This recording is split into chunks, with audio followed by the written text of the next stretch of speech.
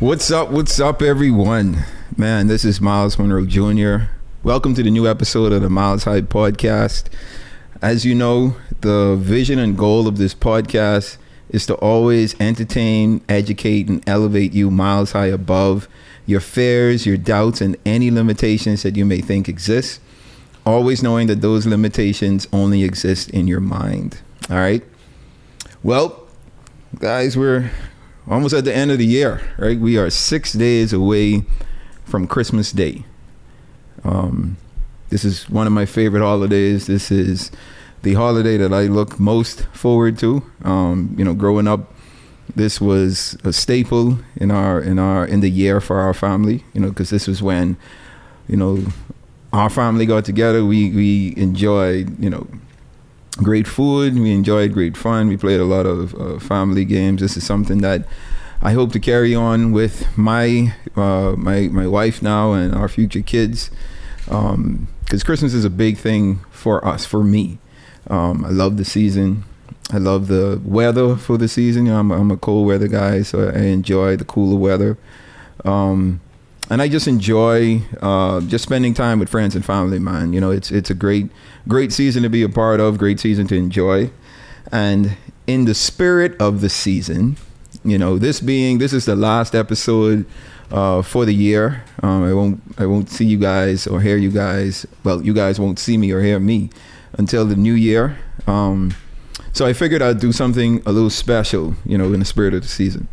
I feel like I've been giving you a lot of like my experiences and the principles that I live by in life. But I don't think I've been able to give you guys a lot about myself personally. And I was kind of talking with my wife on, man, how do you think we could close out this year on the pod? And, I think we're going to, I want to do like a 21 questions thing where I just, my wife is going to ask me a bunch of questions and I'm going to answer them. And these are going to be personal questions that I'm going to answer very honestly, very candidly. And, the goal is for you guys to just learn a little bit more about me, about Myles. All right. So what we're going to talk about today is quite simple. It's just getting to know Myles, right? Getting to know me. And I'm excited for this. This is something that I wish I had done a little earlier, to be honest. I think a lot of people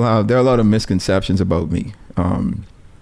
And that's neither here nor there, right? I think it's normal. Everyone has misconceptions about, a lot of people that they either see or that they're around. But I think as we get to know individuals, like we start to see them and hear them on a consistent basis, and then we see that consistency with them. We develop this knowledge of them, and I think that hopefully, this is what I want to bring to this pod. So let's get started. So I'm excited for this. My wife has prepared some questions for me. She enjoys this, ladies and gentlemen. Like this is what she loves, because she always thinks that, people always like, because, I'd say this, before me and my wife started dating, she herself had these preconceived notions about me, of the person that she thought I was. And, as we got into a relationship and she got to know me a little better, she was like, oh, you're not anything like I thought you would be. Right. And I think, as we go through these questions, you get an idea of why, she would say that. So yeah, this is the part about getting to know Myles. So let's get started, babe. Okay, you ready? I hope so. Okay. So my first question is, where did you find such an intelligent and beautiful wife? That's really not a question, but I wanted to break the ice. So the first question is, what is one thing that you hated growing up as a PK, a preacher's kid? I think I kind of talked about this in my first pod, actually, at the top of this year. But I hated the expectations, man. It was just so much expectations on me as a pastor's kid, and in particular as Myles Munroe's son, right? And having his name, I didn't like the expectations. And I could remember specifically like when I turned 15. Like 15 was a turning year for me, right? Because that's when I made a conscious effort to say, or a conscious decision to be like, you know, I'm not paying any attention to what people think about me, what their expectations are. Like I'm gonna live how I want to live and do what I want to do, and that may come off as like negative, right? But it wasn't a negative thing for me. It was just me taking ownership of me, right? Not living for anyone or anyone's expectations of me. So I would definitely say it was the expectations. Okay, so in that vein of not really caring what other people think about you, you wear earrings. You have tattoos, and many church people comment on this regularly. What do you have to say to them? Oh man, yo, I can't tell you all the amount of times I see a comment or I get a message about earrings. Not so much now, right? But it happened like a lot when I was younger, for sure. And you know, maybe like 2-3 years ago, over the years, like people have been commenting, like if they would see me post something or whatever, they'd be like, "Oh, you wearing earrings?" or "Oh, you got a tattoo? Like that ain't godly," or whatever, right? And I'm just of the belief that each of us have to sort out our own salvation, right? And there's been these traditional ways of doing things that people tend to adhere to and think that if you're not doing it this way, or if you're doing something that they deem you should not be doing, that you're living outside of Christ, or you're not walking in kingdom. And I just don't believe that, right? I think, through the years, like when my parents were young, going to the movies was frowned upon, right? But for my generation, going to the movies was like a normal thing. And I could remember like transitioning into like a teenager and wanting to go to the movies. Like my dad was a little apprehensive about the movies just because of like the perception of what movies were to them growing up. And I think it's the same thing, right? So, men wearing earrings and having tattoos, you may deem it as right, you may deem it as wrong. The Bible says certain things about piercings and tattoos, but I think taken out of context, it's you read it, or you can take it in the way that it wasn't meant to be said, right? Because if you look at tattooing and if you look at hair piercing, then you should look at shaving the hair in your face the exact same way. And I just believe that the appearance, our outward appearance, doesn't matter, right? I think God can use us to accomplish His will in any facet of our lives. However we look, whatever we've done, whatever our past is, I don't think it's for us to judge. And no one out there is holier than thou, right? So let's stop all the judging people. You know what I mean? Like some earrings ain't gonna hurt no one. Having a tattoo ain't gonna hurt no one. That's truly how I feel. Those comments really don't bother me anymore. I've been seeing them and hearing them for a number of years now, and I just understand that everyone just doesn't get it. So I think eventually, hopefully, we get past that. Okay, there ends the reading. Many people find you unrelatable based on preconceived notions. What are your thoughts on this? I can't control what people perceive of me, right? If you don't know me, if you've never met me and you have this perception of me, I could probably tell you that perception is 100% wrong. I feel like I'm a very easygoing person. I think you had some preconceived notions of me as well. I did. Before we started dating, and then once we started dating, you was like, you ain't that bad. You ain't as stuck up as I thought you were. Like, you really down to earth, pretty cool person. And I actually get this a lot now. I understand how people perceive me a lot now, like in conversations with persons. Like, a lot of people think that, being the son of Myles Munroe in particular, such a large figure in our country here in the Bahamas and globally as well, like they have this perception of like how I should or would carry myself, and how I guess uptight I would be and unrelatable I would be, and then when they get to talking to me, like one of the more common responses is like, man, you're a super cool person, bro. Like, I wouldn't have thought you or pegged you to be like this down to earth. And I just laugh at this point, right? Because how would you know if you've never had a conversation with me? Like seeing me in a picture or seeing me do something in a formal setting really doesn't depict who I am, right? It's a part of who I am, but it's not who I am entirely. And I think, if we get to the point where we're not judging people based off what we see, but just based off of like how we know them and how they relate to us, I think you just make it easier for everyone to get along. Okay. So you did mention this, that people may think that you're stuck up. So we are going to say you're not stuck up, or is it that you're just shy? I'm definitely not stuck up. I'm a super shy person though. And I think that's a good thing to bring to the front, right? So like I get this, people say a lot of times like, bro, you don't look approachable. Like I always have this like, I guess this mean look on my face. I don't know. Like it's just, my mother used to have the same thing. So that's how I know like it's just a thing that I picked up. It's genetic, guys. I can't help how my face looks, right? I can't see how I look when you guys are looking at me. I try to be and look as pleasant as possible, but obviously that doesn't come across each time or all the time.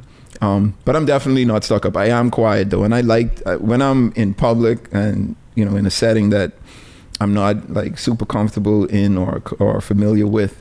Like I'm a bit standoffish, so reserved. I'm reserved, 100% reserved. So that may be why people think that I'm stuck up. But I'm not a big small talker. Like I'm not that type of person who like I'm able to hold a lot of small talk. I think holding small talks with like especially individuals that I don't know is tiring. Right, it drains me like with energy and stuff. Like I am so, oh my goodness, like y'all don't understand how draining small talk is. I am drained having small talk with people that I know. So imagine persons that I don't know. But that's not to say like I don't have small talk. I do enjoy it. It's just like at some point like let's just stop talking. Like we ain't got to talk for a straight hour, right? We could talk for 15, 20 minutes, and then we could break. But I'm not stuck up, guys. At least I don't think that I am. I think I'm super relatable. I do see where people say that I may seem unapproachable, but if you approach me, I'll be happy to engage in conversation. And I think once you get into a conversation with me, you realize like this guy really isn't a stuck up person. Okay. My fifth question. If you could have dinner with one of your idols, who would it be and why? Dinner with one of my idols. This is someone dead or alive? I would say alive. Alive. Okay, so I'll do both. Okay. So if I could have dinner with someone, you said if I could have dinner with someone and why? Mm-hmm. Well, someone that's dead, it would be my dad. And I think I would like to have that conversation now with the mindset that I have now, because I just feel the conversation would be just way different, way more mature. I would ask probably the right questions especially at this point in my life. And I just think that it will do a lot for me. Personally, and that's imagine that he wasn't dead or didn't die the way that he died. Just being in the mindset that I am now and being able to have a conversation, I think would be good. Someone that is alive, I would say I think LeBron would be a good person to have dinner with, and here's why. Right, I am intrigued about the length of LeBron's celebrity. Right, how the length of time that people have known about LeBron and the way that he's been able to compose himself all these years from a teenager. Right, LeBron became popular like when he was 16, 17 years old. He's about to turn 39 at the end of this month, and he's been sort of even keel over these years. Right, hasn't really said anything outlandish, you know, over the years. Well, obviously some people would think that he did, but I think for the most part, like, he's been a real, like, you know, normal could be person, right? Hasn't done anything drastic, hasn't gotten strung out on drugs, has always been focused on his career and bettering himself and the teammates around him. And I'm just in awe of having all of that influence and power and not taking advantage of it, and him not having a father in his life. I think it says a lot about the type of person that he is. I would want to just sit down and ask him, like, yo, where did this come from, bro? Like, where did you get these morals, these ethics, and the principles that you live by? Like, how did you develop them as an individual? Because, you know, I know he had a lot of father figures in his life, but, you know, we see a lot of individuals that, you know, come along the same journey or similar journey that LeBron has had, but didn't turn out the way that he turned out. And that just shows that he is a special individual. And I think just, you know, being able to get an insight on that aspect of his development and his makeup, I think would be pretty cool. Okay, so I was going to follow up with, what would you ask the person who you were having dinner with? And since you answered the LeBron question, could you answer the one about your dad? Like, what would you ask your dad, or you don't want to? What wouldn't I ask my dad? One question. It's not one question I would ask my dad. It would be a million questions at this point. Just one for this show. I just, what would I ask my dad? How am I doing was just too obvious, right? How am I doing? Okay. Like, what does he think I'm doing? I think that's way too obvious. Obviously, that'd be one of the questions. But you know what? I think I'll ask him, did he know? Like, did he know, or did he have an idea of, your like, potential? Yeah, this mindset that I have and the skill sets that I'm kind of coming into at this point. Because I didn't see it back then. You know, all of this didn't come along until he passed. And I think it came along because he passed, right? It pushed me into kind of being this person that I am now. Okay. So this next question, I think you already answered it, and I'm sure it's going to be a fight on set, but I'm still going to ask you it. Who is your GOAT of basketball, MJ or LeBron? Oh my goodness. You see, y'all hear that? This my crew now talking, because we've had this debate millions of times. And, you know, at this point, who else could it be? Like, let's be honest with ourselves. Now, I'll be honest. I did watch something the other day where, like, current NBA players were talking about, like, meeting Michael Jordan, or current, like, sports stars were talking about, like, when they met Michael Jordan. And it's, you know, everyone says the same thing. Like, he still has this mystique to him. Like, you see him and it's like, man, you don't think it's him. Like, he's glowing. Like, my wife and I saw Mike this summer, right? We were at one of the resorts here in the Bahamas, and he was walking through as we were walking through, and like I saw him, recognized him, but, you know, I didn't. It's Mike, right? I feel like Mike is a human just like everyone else, not taking nothing away from, like, what he's done, what he's been able to accomplish. I think he's a great individual and all of that. But I just didn't see, like, the mystique. So as I was watching these NBA players and these celebrities talk about it, I looked at my wife and I was like, "Yo, did you have this experience, like, when you saw Mike?" And she was like, "Yeah, a little bit." I did. It's just the Bahamian in me didn't want to, like, go extra, but I was like, "Oh my God, that's Mike." It was a mystique. It was a glow. It was all of that. So I think that's the difference maybe that Jordan has over Mike. He still has a sense of mystique to him, but I think that's because we're able to see LeBron all the time, right? Online, you know, I've watched him play a bunch of times, so we know a lot about LeBron in his life, right? Because he's allowed us, and Mike really hasn't done that. So I think seeing him you still have that emptiness to, man, who is he? Who is this great NBA player? But for me, I want to say, y'all think I ducking this question? I ain't ducking this question. I guess I had to kind of get there. It's okay. My goat officially, I'm gonna go on record to say my goat is LeBron James. And I've even though I'm that's enough. I'm just saying, stop right there. Even though I'm a big LeBron fan, I've always said Mike was the GOAT, still the GOAT, because Mike has a certain mentality that I haven't seen anyone with. Maybe Kobe was the closest, but Mike was different. Mike was a different beast. But I think this season, what LeBron is doing at 39, at 38, about to be 39, he's the GOAT. He's the GOAT. Wizards Jordan didn't do it, so. Couldn't do it, didn't. Because he tried. Jordan tried to do it, but he couldn't. Right? Again, not taking anything away from Jordan, but I think Bron is my GOAT. That was a long way around getting to my GOAT. I apologize for that. It was. I apologize. I wonder why. Moving on. This is a more Bahamian-y question. You probably are gonna have to break it down, but this question is: are you a tingsy person? Oh my goodness. Okay, so for my non-Bahamians out there. So tingsy, spelled Tingsy. It just means you're like things. You like things, guys. Yeah. It's things. Or you're a materialistic person. Am I tingsy?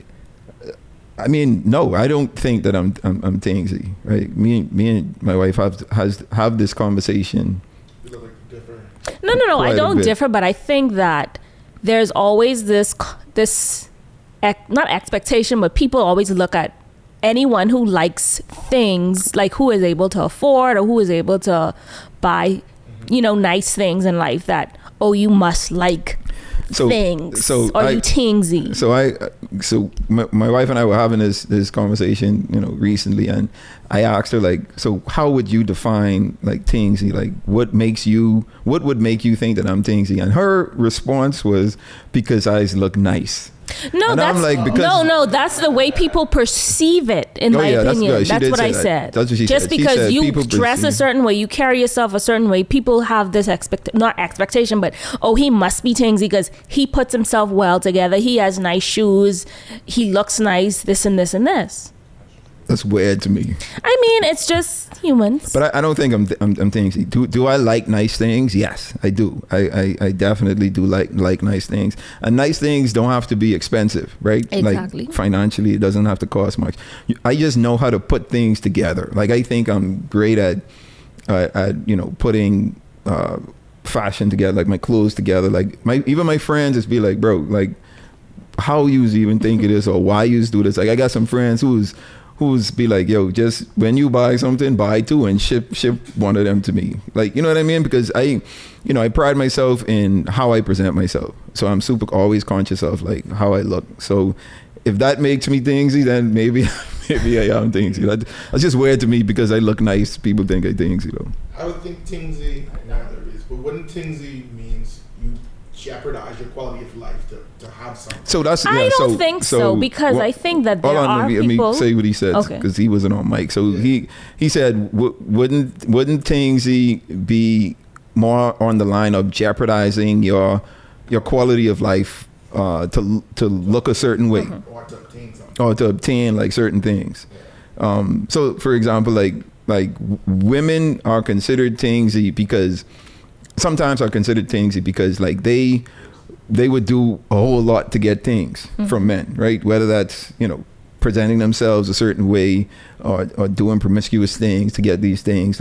That's kind of my perception of Stick things. Stick a pin in it, because men do the same thing. Yes, so don't just say women. Yes, babe. Thanks. Absolutely. You're right. Didn't mean to single out a certain gender. No, because don't be singling out the ladies. No, I'm saying though, you're right. It's just when I view things as you're always showing what you have and flashing what you have. That could be tingsy to me, or you do things that you wouldn't normally do, or that isn't normally done to acquire things. I feel that's tingsy. I don't. Liking nice things, I don't really define that as tingsy.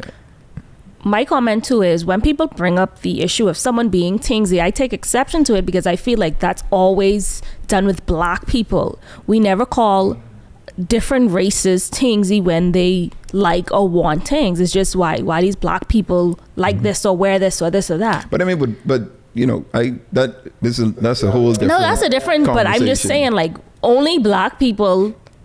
But there's a reason. I feel like there's a reason why black people carry themselves a certain way when it comes to like being able to acquire things, and that's because we never had the opportunity to have these things, like historically. So now that we're able to like get these things and purchase these things, like we want to show it off, and everyone is called like I hate when like I understand where society comes from saying like, oh, black people is overdo it, but when you ain't had it, like exactly, you gotta enjoy it, right? And however you want to enjoy it is up to you. Right. So wear your things. Yeah, wear your things, guys. If you want to get things, nice things, you like nice things, you get it. But how you get it is a different story, right? I allow you all to figure out and choose how you want to get it. But as for me in my house, we can buy our things. My next question, connected a little. How many pairs of sneakers do you own? Oh my goodness. Okay, so from I've known myself from high school, I've been a sneakerhead, right? So the amount of sneakers that I have now, you want a number or like? I mean, no, just I don't have half as much sneakers as I used to have. Like I used to have like buku amount of sneakers, like crazy amount, like ridiculously large amount of sneakers. Like at some point I'd been like, all right, you running out, Jar. Like, come on. Like, what are you doing, bro? But I have quite a bit. But now, like the sneakers that I have now, because back then I had a lot of sneakers that I like never used to wear. I just used to like covet them and be like, yo, these are gonna be like worth a lot in the future, or whatever, which they are. But you know, I got everything I have, I wear. I don't want to know if I want to say how much I have, but I have quite a bit. I have more than two. Speaking about coveted, what is the most coveted pair of sneakers you have? And I know it ain't the LeBrons. I don't have much LeBrons, to be honest. I sure you got a Jordan or two in there. Yeah, I got quite a bit of J's. My most coveted pair would have to be my Jordan Infrared 6s. Those are my most favorite sneakers. Jordan Infrared 6s. I don't know what that is. I'm sure you know. My sneakerheads know them. All right. So, what does Myles do to unwind? If I'm not cooking, I'm traveling. Or I'm in the gym. Those three things help me to unwind. I love to travel. I think traveling is just one of my vices. Something that I would always take advantage of if I'm able to do. So yeah, traveling, cooking, or I'm in the gym. That's what I do to unwind. Where is your favorite place to travel and why? So New York has to be mentioned, you know, as one of my favorite cities to go to. But I think South Africa is one of my most favorite places to go. I just love the culture. I love the difference in the different cultures you could get with Johannesburg versus Cape Town versus Durban, you know, versus another city within Johannesburg. You know, you just get a large variety of different experiences and cultures when you're in South Africa. So I think, if not New York, definitely South Africa. Probably my two favorite places to travel. Okay. What is your favorite meal and why? My favorite meal? I don't know if I have a favorite meal. Seafood is my favorite food to eat. So I think anything involving seafood, you know, be it fish, be it, you know, some type of shrimp. I'm not too big on like lobsters or whatever, but I think seafood, if I could eat seafood for the rest of my life, I'll be fine. Okay. My next question is, what is your favorite Bible verse? My favorite Bible verse.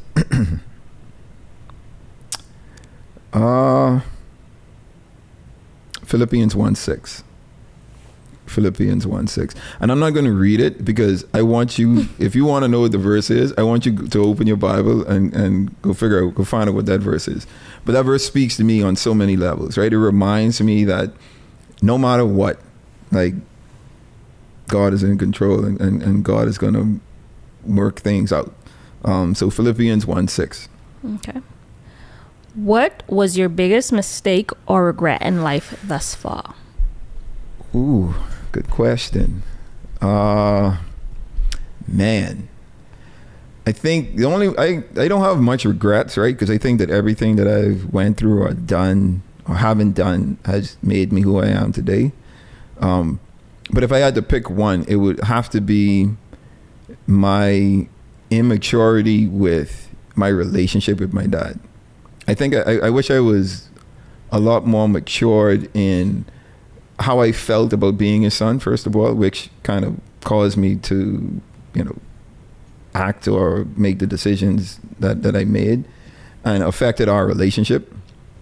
But we got to a place where we had a great relationship, but I wish that I wasn't as stubborn and was just accepting and open with, being his son and him wanting the best for me, right? And just being the father that he was, and really understanding, like, now I'm able to understand, like, what he was doing and how he was trying to raise my sister and I. I wish I had taken or gotten to this point sooner. I think it would have done a lot for my relationship with him. Okay. My next question is, with your passion and love for community work, do you see a future in politics for yourself? Yeah. I mean, if I wouldn't be against it, right? I don't like politics because I think politics comes with so much, so much fakeness, right? You have to present yourself a certain way or adhere to, like, these traditions that have already been in place. And, I think I'm a disruptor, right? So, if I were to get into politics, I don't think things would go the way people would want them to go, because I'm a straight shooter, and I'm all about the community. And I think, sadly, a lot of politicians go into politics with that mindset, and it somehow changes. And if I were to get in, I don't see myself changing. But yeah, I wouldn't shy away from the opportunity of politics. Nothing I'm looking forward to, like, right now. I think I still have a lot of work that I need to do. But maybe a little later on in life, sure. Okay. So before we get into the really heavy questions that everybody wants to know, I want to open up the mic to the floor, to the crew, to ask any questions to you that they have been dying to ask you. Okay. Ron, Drew? First one, okay. Are you doing any speaking engagements in the new year? Am I doing any speaking engagements? I actually took time off from doing speaking engagements. And it was because speaking engagements, I don't necessarily like doing speaking engagements, especially the ones where people invite me for specific reasons, right? And most times the reasons is because, like, I'm Myles Munroe's son. It doesn't really have to, it is not because I'm Myles Munroe Jr., right? So it's difficult for me to, like, get in the mood of, like, what they want me to speak. Because usually the platforms that they want me to speak on platforms that I would call mine, and so yeah, I have one or two speaking engagements on the calendar for next year, and it could be more, but just a few for now. Yeah. Okay. My next question is, do you consider yourself to be a humble person? Yes, I am humble, but I am confident at the same time, though. Mm-hmm. And sometimes people read confidence as arrogance, which I'm fine with, right? But I think I'm super humble, though. I'm a very down to earth person. I think that, or I would like to think that I don't think about myself first in most situations. And I think that humility is something that I've learned over the years growing up, the way that I grew up. So yeah, I think I'm a super humble person. Okay. Drew has a question. I got it. If you had to create your Mount Rushmore of your top most influential people in your life, outside of your parents. Outside of my parents. Yeah. You can get me in trouble. I can't give it away. Top 4. If you could touch on a little bit of why. So my Mount Rushmore of most influential persons that I feel have been most influential in my life. Make it like that. Outside of family and friends too, just in case. That's taking a lot of options away. Let's safety All right. yeah. So my Mount Rushmore of most influential persons, but no family, no friends. All right. LeBron. Nah. I'd have to say, well, let me start with this. Anyway, I know I can get a lot of flack for this because people could be people, but absolutely. That is where we agree. I think Jay-Z has been influential, and look, I know you guys are going to say, oh, he's a Satanist and he believed this and believed that. Like, okay, guys, if that's how you feel, I appreciate that. And I understand like where you're coming from. It still doesn't take away from what he's been able to accomplish and the things that he's been able to do and the way that he's been able to do them. I think it's inspiring for someone like him, where he's come from to where he is now and what he's been able to achieve.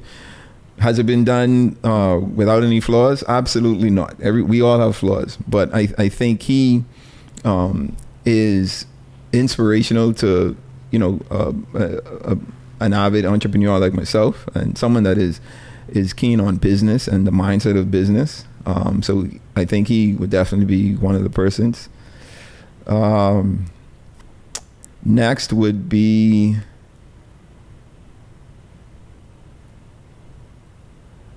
Man, it's so many, to be honest. But I only could give 4. I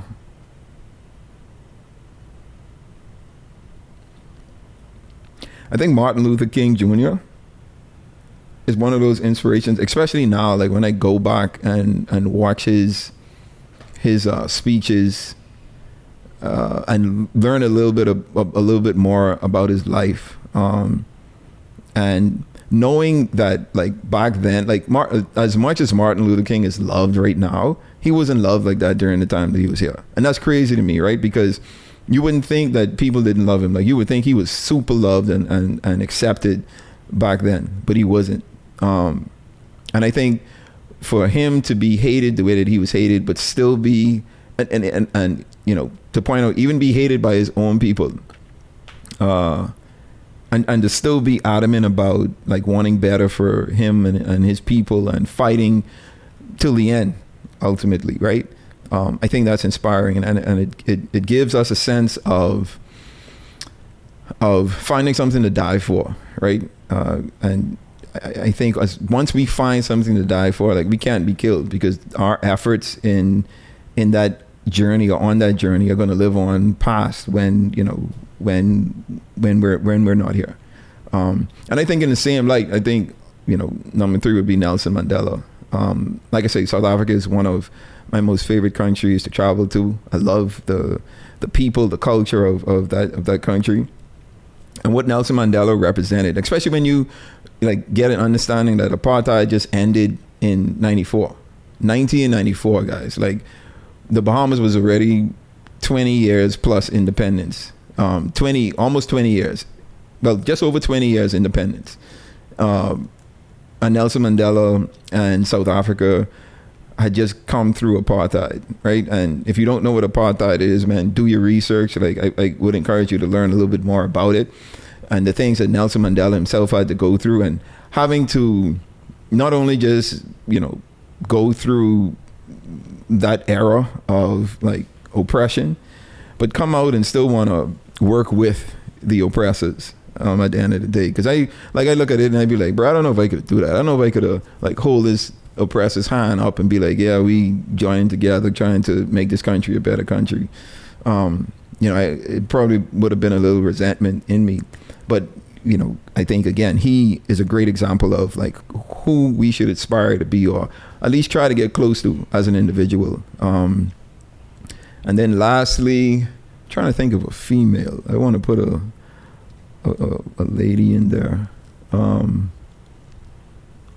y'all say I can't use family or friends, man. I've been so inspired by like people that I know personally. Hey, if they deserve to be in the Rushmore, give it to them. My mom, bro. My mother, I have to put on the Mount Rushmore because I know the type of person that she was, and I'm a similar person. I'm a super quiet person, right? We're not outgoing. I don't like to talk a lot. My mother was the same. But she changed her characteristics to be able to accommodate my dad's lifestyle. So she made herself outgoing. She made herself a little bit of an extrovert.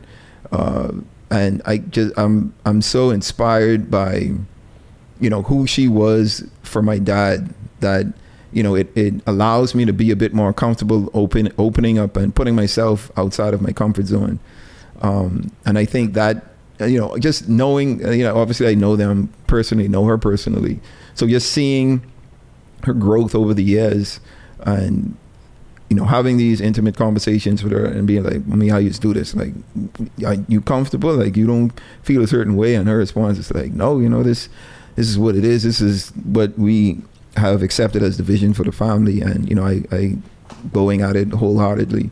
It inspires me, and it inspires me in my relationship with my wife. Inspires me with hopefully my relationship with my future kids, to want to be an inspiration to them as well. So yeah, I think I'd have to put her up there with those guys. Yeah. Okay. We're winding down to the end. Now we're going to get into some good stuff. What is one life lesson you've learned from your mom, and one life lesson you've learned from your dad that you will never forget? It's super easy. My mom, patience. My mother, I am not a patient person, ladies and gentlemen. Mm-hmm. My wife could tell you I could be patient to an extent, but I am not really a patient person. And I think I've learned patience because of what she has taught me. I can't tell you the amount of times I showed my impatience towards my mom, and she continued to remain patient with me. I remember it got to the point where I guess I had to go with my mom and apologize for being so impatient over the years. And it was a great conversation that she and I had, because she just laughed and was like, yeah, I know how you are, Charo, and I understand the type of person that you could be, and I just want to continue pushing you to be that person. And so she's taught me patience. My dad definitely has taught me unconditional love. I think those are the two things that I carry with me on a daily basis, like when I'm talking about my parents. The unconditional love, I actually didn't know what unconditional love was until my dad passed. And like I realized like what he has done for me, and like seeing my growth, seeing where I've come now, after 9 years of them passing. Regardless of what I did, regardless of what I said, regardless of like the decisions that I made, like he was always there to support, always there to be a sounding board, to be a voice of encouragement, to be an individual that always pushes me for success and pushes me beyond what I think I'm capable of. So I think the unconditional love that my dad has taught me and the patience that my mom has taught me are two things that I'll carry with me for the rest of my life. Okay, sounds good. And my 21st question, why are you not building your own legacy instead of your dad's? So this is a roundabout question, because Sharice and I have this conversation all the time.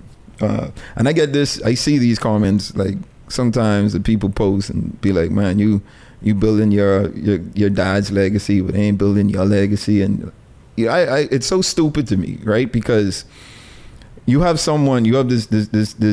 figure that has built something, that has laid a foundation for something to be built on, right? And here I am, the offspring of that individual, and I'm just going to go out here and do something entirely different. Like, you know what I mean? And I think people may look at it as I'm trying to be my dad. And I think those persons just aren't looking properly. It's like, you know, you have individuals like Sam Walton, who started Walmart, and Walmart is still in existence today. But, you know, Mr. Walton has been dead for years. You have persons like Walt Disney, who started Disney World, but, you know, now Walt Disney owns everything, right? Not just Disney World. They own all these networks, television networks. They own all this land, and they've been doing so much. And it all happens because of their heirs, or the persons that they've been able to inspire and impart their characteristics and their vision on. So, you know, people, if you think that I'm not building my legacy, like I think you're entirely mistaken. Like, my dad's legacy is the foundation for my legacy, right? It's the thing that I'm able to now build on and use as a foundation for me to continue building up, and hopefully my kids will do the same. You know, I think, especially as Black people, like, we've never been taught to do things generationally, right? We don't think of generational success. We don't think of a generational vision. We don't think of generational wealth. But that's what it's supposed to be, right? That's what these other ethnicities and these other societies have been doing for years. And I think slowly but surely we're getting there, right? And, you know, I want to be that aspect of my family for our generations. You know, I want to continue building on what my dad built. I'm doing it differently. I'm not doing it the exact same way that he did. I can't ever do it the way that he did it. And I don't want to even try to do it. But I am definitely building a legacy for myself, and in everything that I do. You know, this pod is a legacy for me. Everything that I'm working on and building right now in my businesses, whether in my professional life or my private life, is a part of my legacy. And I think just because I'm not building a legacy that you may want me to build, or you may want me to build, or the legacy that you think or it appears that I'm building, right, or trying to be my dad, that's definitely not what it is. You know, everything I'm doing because I want to do it. And if you know me, you know I'm the type of person that I'm not going to do anything that I don't want to do. So if I'm doing it, it's because I enjoy it. It's because it's a part of who I am, and I'm having fun on this journey. Awesome. So that is a wrap on 21 questions. Is there anything else that you would like to share with us that we may not have asked? No, I think we covered a lot. I do want to say that we could do this again. So if there are any questions that anyone may want to know, you know, after you listen to this pod, put your questions in the comments, or you can shoot me an email with your questions, and we'll definitely add them to the list for round 2 when we do this. All right. Maybe we'll do that one live. No, we ain't doing that live. We can screen the questions, maybe, because people is be asking some wild questions. Obviously, we will. Nah, but this was fun.